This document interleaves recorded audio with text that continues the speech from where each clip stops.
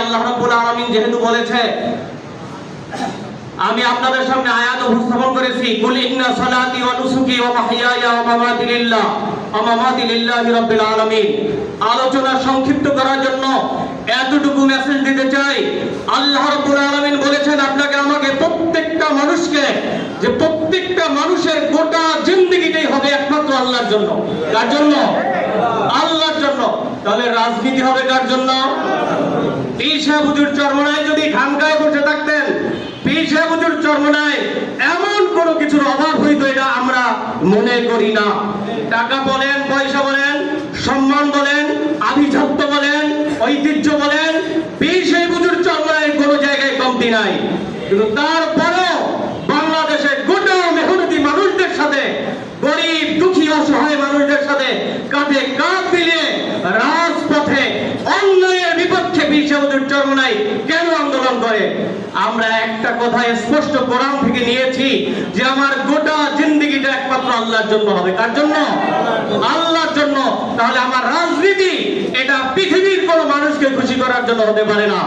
বিশ্ব নবী জনাবে মুহাম্মদুর রাসূলুল্লাহ সাল্লাল্লাহু আলাইহি ওয়াসাল্লামের জীবন আদর্শ থেকে আমরা এটা গ্রহণ করেছি যে আল্লাহ নবী তার যেমন দুনিয়ায় কোনো জায়গায় অভাব ছিল না, তার আভিজাত্য, সম্মান, ঐতিহ্য, তার বংশমর্যাদা কোনো জায়গায় তার ত্রুটি ছিল না। তারপরেও তিনি কোথায় ছিলেন? আমাদের মতো মেহনতি, গরিব, অসহায়, নির্যাতিত, নিপীড়িত মানুষদের সাথে তার শিখর পর্যন্ত তার একটা আস্থার সম্পর্ক ছিল। এটা একমাত্র রেজায়ে মাওলার জন্য হয়েছে।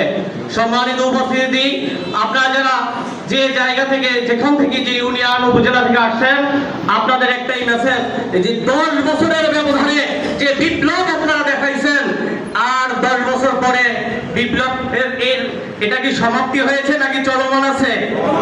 যদি চলমান, কতদিন থাকবে?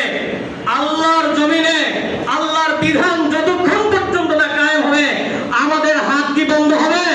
আমাদের চলা বন্ধ হবে? আমাদের কণ্ঠস্বর পৃথিবীর কোন শক্তি, কোন বাতিল শক্তি আমাদের আওয়াজকে নিচু করতে পারবে না। যদি আমরা এই বিশ্বাস স্তর ধরে অটল থাকতে পারি যে আমার জীবন জৈবন কে দিয়েছেন? আল্লাহর দেয়া জীবন জৈবন, এটা আল্লাহর পথেই কোরবানি দেওয়ার জন্য ইসলামী যুব আন্দোলনের প্রত্যেকটা সৈনিক প্রস্তুত আছে। সম্মানিত হাজিরিন, আমরা এখানে যারা এসেছি আপনাদেরকে শেষ মেসেজটুকু দিই যে যেহেতু আমি আমার জীবনের শেষ ওয়াদাটুকু করেছি যে আমার দেহের ভিতরে যতক্ষণ পর্যন্ত জীবন থাকবে, আমার শরীরে যতক্ষণ পর্যন্ত রক্ত বহমান থাকবে, পীর সাহেব হুজুর যতক্ষণ পর্যন্ত হকের উপরে থাকবে, আমি ইনশাআল্লাহ ইসলামী আন্দোলনের ডানে থেকে, বামে থেকে, সামনে থেকে, পিছনে থেকে সর্বোপরি ঢাল হয়ে কাজ করে যাবো ইনশাআল্লাহ। আপনারা আসুন, পীর সাহেব হুজুর চরমনার আশেপাশে থেকে, ডানে বামে, সামনে থেকে কাজ করে যাই। অচিরেই আমরা বাংলাদেশে সূর্য, আমরা ইসলামের সূর্য উদয় হতে দেখবো ইনশাআল্লাহ। নাসরুম মিনাল্লাহি ওয়া ফাতহুন করিম ওয়া বাশশিরিল মুমিনিন।